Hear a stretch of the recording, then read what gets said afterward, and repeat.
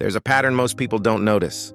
The younger you are, the more relaxed you feel about time. Not because you don't care about your future, but because the future feels far away. So without realizing it, you start doing the same things every day, delaying important decisions, choosing what feels good now, and telling yourself, later.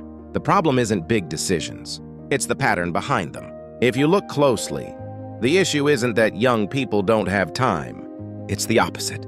They have the most time, but they don't experience it as something valuable. Why? Because the human brain is wired to focus on what feels close. What's near feels important. What's far feels less urgent. That's why people choose comfort today over benefits in the future. Not because they don't know better, but because their brain doesn't feel the urgency. So time, your biggest advantage, never really gets used consciously. And this doesn't happen once. It repeats, quietly. In the psychology of money, it's explained that financial decisions are rarely just logical. They're shaped by how people perceive time and risk.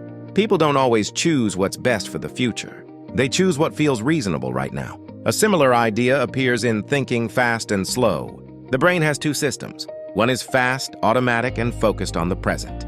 The other is slower and considers long-term outcomes. The problem is, we rely on the fast one most of the time.